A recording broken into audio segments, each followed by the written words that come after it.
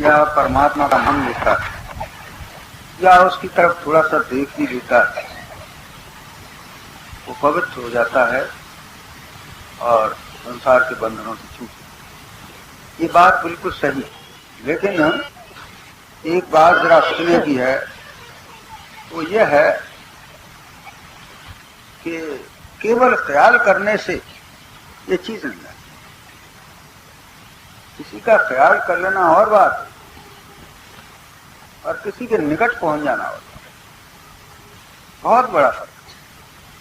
दीपक का हम ख्याल कर लें तो घर में रोशनी नहीं हो सकती। रोटियों का ख्याल कर लें, भूख नहीं जा सकती। निद्रा का ख्याल कर लें, नींद की खुमारी नहीं जा सकती। उसके लिए नींद में जाना ही पड़ेगा।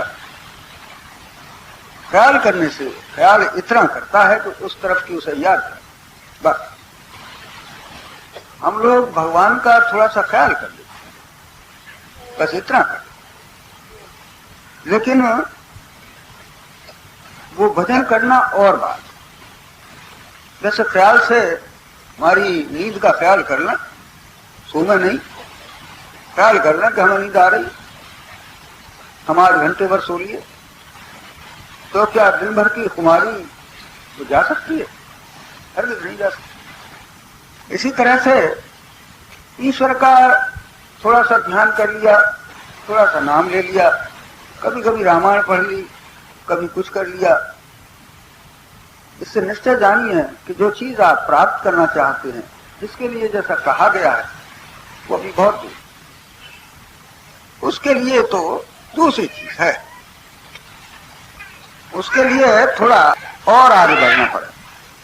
उसके लिए जैसे आप भोजन के लिए भूख का इरादा न करके, भूख का ख्याल ही छोड़ करके भोजन करते हैं, उस वक्त वो भूख जाती। इसी तरह से ध्यान करते करते तुम ध्यान को भूल जाओ, तब समझो कि तुम ईश्वर के निकट हो। ये थोड़ा सोचने की बात है। ध्यान किया, हम ईश्वर की तरफ चले। जैसे कोई आदमी मंदिर के लिए चलता है तो वो पैरों से चलता है, मंदिर तक पहुंच जाता है। इसी तरह से मन जो है वो ध्यान से प्रभु के चरणों तक पहुंचता है। ध्यान के, मन के चलने के लिए ध्यान है, जैसे शरीर के चलने के लिए ये चरण है, पांव है, इसी तरह से मन के ले जाने के लिए ध्यान। तो जब ये उनके चरणों तक पहुंचे ध्यान से, और पहुंच करके जब उनमें शांत हो जाए, उस शांति को पाने लगे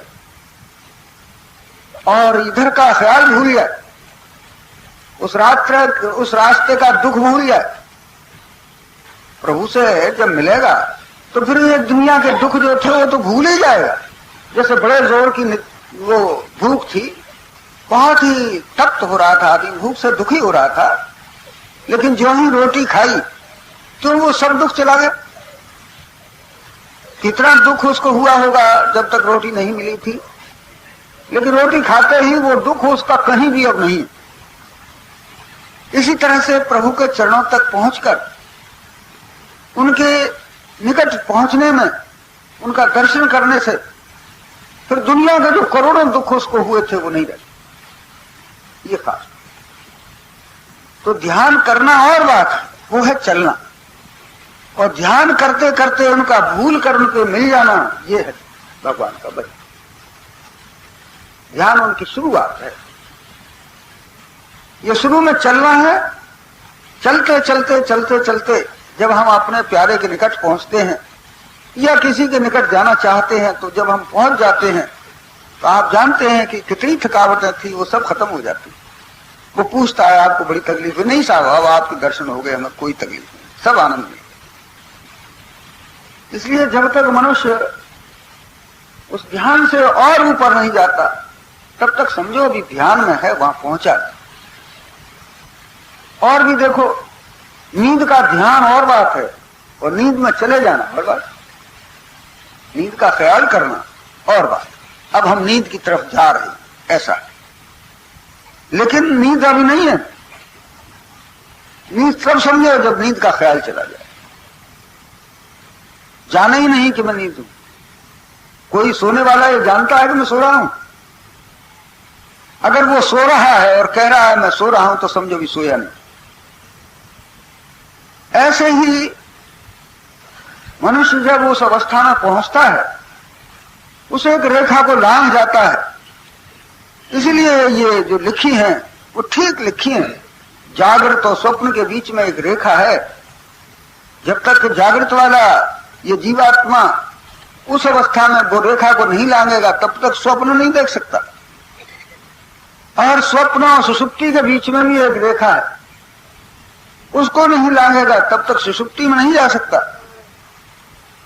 इसी तरह से सुषुप्ति और ज्ञान की भी एक अवस्था है, इसको तुरीय कहते हैं, उसकी भी एक अवस्था है, वो चौथी अवस्था है। उसमें भी जब तक वो उस रेखा को पार नहीं करेगा तब तक उस ज्ञान की अवस्था में नहीं जा सकता। और जब उस ज्ञान की अवस्था में पहुंचता है, वहां पर वो भगवान को आनंदित होकर मिलता है, देखता है, उसे एक आनंद आता है, मैं हूं और ये परमात्मा है। कितना अच्छा, कितना सुख मिला मुझे, शांति मिली। लेकिन इससे भी शास्त्रों ने एक ऊंची अवस्था और लिखी है। जैसे नींद की खुमारी आती जाती है और नींद का आनंद मिलता है, इसी तरह से गहरी नींद जब चली जाती है तो वो खुमारी भी नहीं रहती, नींद का आनंद भी नहीं रहता, नींद में चला जाता। ऐसे ही पांचवी अवस्था शास्त्रों ने वो लिखी है जिसमें द्वैत का खत्म हो जाता है, अद्वैत अवस्था में जी पहुंच, वहां जाकर के वो ईश्वर का आनंद वाणी भूल जाता है, एक सत्ता में पहुंचता है। ये पांच अवस्था शास्त्रों ने लिखी है। आप जब ध्यान करेंगे तो इन पांच अवस्थाओं में होकर के आपको जाना पड़ेगा। ये अवस्थाएं जब ऊपर आएंगी तब इनका आनंद प्राप्त, वो जीवन के लिए आवश्यक। ध्यान हमने बतलाया था, ध्यान एक चलने की हालत है, चलने की दशा है, चल रहे हैं, ध्यान कर रहे हैं। इसमें ध्याता, ध्यान, ध्येय ये रहते। किसका ध्यान कर रहे हैं? भगवान का ध्यान कर रहे हैं। और भगवान ऐसे हैं, स्वरूप भी उनका मालूम पड़ता है, लेकिन अंत में जाकर के ये सब एक हो जाए और मनुष्य उस परमात्मा का द्वैत में जाकर के आनंद प्राप्त करता है। ईश्वर भी होता है, जीव भी होता है। एक अवस्था ये हो, उससे आगे फिर वो और बढ़ता है। परमात्मा कृपा करता है, गुरु उस पर दया करता है, तो इस रेखा को भी लांघ कर, ज्ञान की रेखा को भी लांघ कर उस सत्ता की रेखा जहां और कुछ नहीं। उन लोगों ने जिन्होंने इसको प्राप्त किया था, उन्होंने यही लिखा है कि मैं ही ब्रह्म, ब्रह्माष्टमी जिसको कहते, मैं ईश्वर और ईश्वर कुछ नहीं। इसलिए जब तक हम इन अवस्थाओं में नहीं पहुंचे तब तक उसका लाभ कम मिलता है, पूरा लाभ नहीं प्राप्त। एक राजा था, वो पहले तो अच्छा काम करता रहा, लेकिन फिर कुछ विषयों में फंस गया। वो यह हालत हो गई कि वो खूब खाने पीने लगा और भी विषयों में और फंस गया। राज्य का उसे ख्याल ही नहीं रहा। आखिर को ऐसा हुआ कि एक राजा ने उस पर चढ़ाई कर दी और उसको फतेह कर दिया, जीत ली, और उसको वो बंधन में डालकर अपने आने। मंत्री से कहा कि इसको मरवा दिया। मंत्री ने कहा कि नहीं महाराज, इसे मारना ठीक नहीं। फिर क्या किया जाए कि इसको बहुत से सुख दिए जाए। ये जैसे वहां शराब पीता था, अय्याशी करता था, गाने सुनता था, नाच रंग देखता था, और भी सुख की सामग्री करता था, रुपए पैसे की से लालच थी, वो इसके सामने डाल दिया जाए। सारे दुनिया के सुख जो है इसको दिए जाएं, लेकिन एक काम कर दीजिए, इसको सोने मत दीजिए। बादशाह कहने लगा, बात तो ऐसा ही ये चाहता भी है, ठीक, उसके लिए सारी सुविधाएं कर दी। गाने नाचने वाले सामने रहते, बढ़िया से बढ़िया पीने की चीजें रहती, बढ़िया से बढ़िया उसके सामने वस्त्र और भी सुख के सामान रहते, लेकिन कहां तक करता। एक रात्रि जागा, दूसरी रात्रि आई तो कहने लगा कि भाई थोड़ी देर के लिए सब बंद कर दो, अब हमें जरा सो लेने दो। वो कहते नहीं महाराज, जरा सा और देखिए, ये बढ़िया सी चीज लाए हैं, इसे पसंद कीजिए। आखिर को राजा को वो सोने नहीं दिया। 10-5 दिन हुए तो राजा ये भूल गया कि नींद भी कुछ होती है, नींद से भी आगे निकल गया। खुशकी इतनी बढ़ी तो अब वो नींद भी नहीं आती। आपने देखा है कि जो आदमी सोते नहीं, अंत में जाकर के निद्रा उनसे अलग हो जाती है और वो पागल हो जाता है। वही लोग उसे किसी तरह से नींद लाने की कोशिश करते हैं, ऐसे घंटे 2 घंटे नींद आ जाए तो ठीक है, मगर वहां तो उसकी नींद ही हराम कर दी। आखिर को वो जो था विक्षिप्त अवस्था में आया। अब वो नींद भी नहीं कहता था, अपने ही वो जो सुख की और ऐसी सामग्री थी फेंकने लगा, पागलों की तरह बकने लगा। ऐसे वहां पर बहुत कई दिनों तक उसकी यही हालत चलती रही। वो मरणासन आ गया। उस मरने से पहले कुछ फिर कुछ ख्याल हुआ, कुछ शांति सी मिली। उसने कागज निकाला, लिखा